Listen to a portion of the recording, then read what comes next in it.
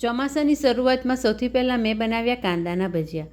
Super સહેલિયાથી હું દીપા. ચલો કાંદાના ભજીયાની perfect recipe આપું. સાથે બનાવવાના છે જે ચટણી કાંદાની એ એકદમ ચટપટી છે.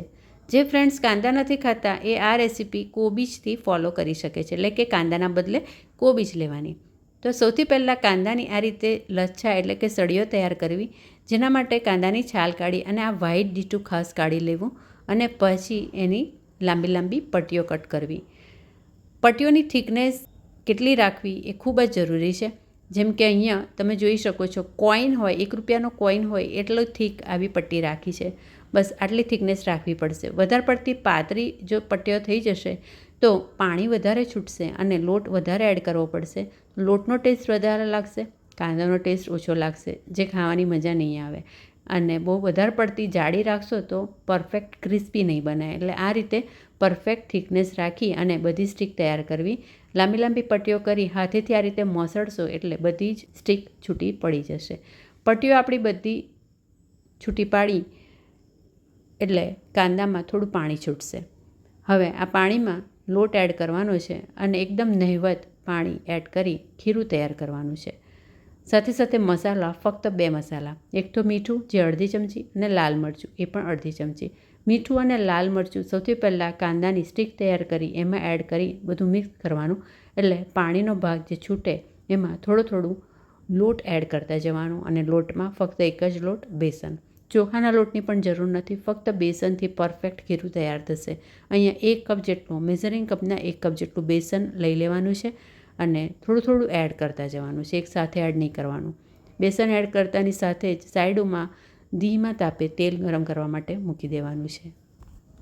તેલ ગરમ કરવા માટે ખાસ એટલે મૂકી દેવું કેમ કે પરફેક્ટ આ મિક્સચર આપણે તૈયાર કરીએ પછી એને બહુ મૂકી નથી રાખવાનું, કારણ કે કાંદા પાણી છોડશે એટલે બહુ પડી રહેશે તો એ ઢીલું થતું જશે અને પરફેક્ટ આપણા જે ભજીયા બનાવવાના હોય એ ક્રિસ્પી નહીં બને. એટલે આ રીતે આપણે બેસન જે છે, ચણાનો લોટ છે કે એ એડ કરી લોટ બાંધતા હોય એમ જ બાંધી દેવાનું છે. કાંદાનું જે પાણી છૂટે છે એમાં મોટા ભાગનો લોટ આપણો એડ થઈ ગયો છે. હવે આપણે 2 ચમચી જેટલું પાણી એડ કરવું પડશે, પણ એ પાણી આપણે ડાયરેક્ટ નથી એડ કરવાનું, છીટા મારીને એડ કરવાનું છે. થોડીક ફ્લોઈંગ કન્સિસ્ટન્સી આપણે રાખવાની છે, વધારે પડતું ખીરું ઢીલું નથી કરવાનું. અને એના માટે મેં 2-3 ચમચી જેટલું પાણી છીટા મારીને લીધું અને બસ આ રીતે ભેગું કરી લીધું. હવે જોઈ શકીએ છીએ પરફેક્ટ આપણું ટેક્સચર તૈયાર છે, જેમાં જોઈ શકો છો ઉપરથી નીચે આ રીતે ડ્રોપ કરીએ છીએ તો આરામથી લોટ પડી રહ્યો છે. આવી પરફેક્ટ કન્સિસ્ટન્સી આપણને જોઈશે. પાણી એકદમ નહિવત એડ કર્યું, જોઈ શકો છો અડધો કપમાંથી 2 ચમચી જેટલું પાણી મેં લીધું. હવે મસ્ત મજેદાર કાંદાની ચટણી આ ભજીયા જોડે ખાવા માટે બનાવીએ, જે બનાવવી સાવ ઇઝી છે. ફક્ત 2 મિનિટમાં આ કાંદાની ચટણી બની જાય છે. મેં એક કાંદો લીધો જેની છાલ કાઢી લીધી છે અને એકદમ બારીક એને સુધારી લેવાનો છે. તો ફ્રેન્ડ્સ, આ રીતે પરફેક્ટ જે કાંદાના ભજીયા માટે બેટર બનાવ્યું, ખીરું બનાવ્યું એ આ રીતે ફક્ત 4 ઇન્ગ્રેડિયન્ટ્સથી જ બની જાય છે અને બહુ સરસ ટેસ્ટી એકદમ સરસ કાંદાના ભજીયા બને છે. ચટણી માટે સુધારી લીધો કાંદો એકદમ બારીક અને એમાં એડ કરી લીધું થોડું મરચું 5 ચમચી જેટલું અને 2 ચપટી જેટલું મીઠું અને ગરમ તેલ 1 ચમચી જેટલું એડ કરવાનું છે.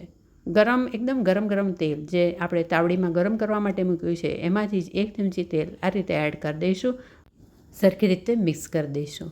તો આ છે આપણી કાંદાની ચટણી, જે તમે કોઈ બી જાતના ભજીયા જોડે ખાશો તો મજા આવશે. બહુ જ સરસ એનો ટેસ્ટ લાગતો હોય છે. ચટણી આપણી તૈયાર છે. આ બાજુ તેલ પણ સરખું ગરમ થઈ ગયું છે. મીડિયમ ગરમ તેલમાં મીડિયમથી લો ફ્લેમ કરી અને કાંદાના ભજીયા આપણે તળવાના છે. આજે આ ભજીયા હું હાફ ફ્રાય કરીશ અત્યારે, અને જ્યારે આપણે ખાવા હશે ત્યારે ફરીથી એને ડબલ ફ્રાય કરીને સર્વ કરવાના છે. કોઈ મહેમાન આવવાનું હોય તો આ રીતે તમે હાફ ફ્રાય કરીને ભજીયા મૂકી રાખો અને પછી પીરસવાનું થાય એના થોડો ટાઈમ પહેલાં ડબલ ફ્રાય કરી લો તો કામ તમારું ઝટપટ થઈ જશે. સ્ટાર્ટર માટે બેસ્ટ ઓપ્શન છે, ઝટપટ બની જાય છે. હાફ ફ્રાય કરીને મૂકી દો અને પીરસતી વખતે ડબલ ફ્રાય કરી લો. તો જુઓ આ રીતે આછા ગુલાબી થઈ જાય એટલે તેલની બહાર ટિશ્યુ પેપર પર કાઢી લઈશું. અને તમે જોઈ શકો છો મેં ભજીયા કોઈ બી જાતનો શેપ નહોતો આપ્યો, બસ ડાયરેક્ટ જે શેપના હોય એ શેપના જ તેલમાં નાખતા જઈ ઉતારી લીધા. એકદમ રાઉન્ડ ભજીયા તમે કરવા જશો તો રિઝલ્ટ પરફેક્ટ નહીં મળે, એકદમ ક્રિસ્પી ભજીયા નહીં બને.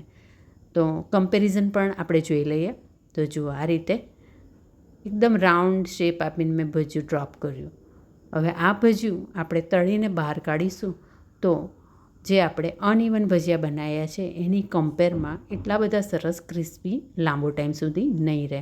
એટલે કાંદાના ભજીયા બનાવીએ ત્યારે તળતી વખતે આ વાતનું ખાસ ધ્યાન રાખવાનું કે ભજીયા અનઇવન શેપમાં જ બસ હાથમાં થોડું ખીરું લઈ ડ્રોપ કરતા જો હવે જે આપણે હાફ ફ્રાય કરીને ભજીયા રાખ્યા હતા એને ડબલ ફ્રાય કરવા તેલમાં એડ કરી લઈએ અને સરસ ગોલ્ડન કલરના ભજીયા ફાઇનલ રિઝલ્ટ કેવા બને છે એ પણ જોઈ લઈએ.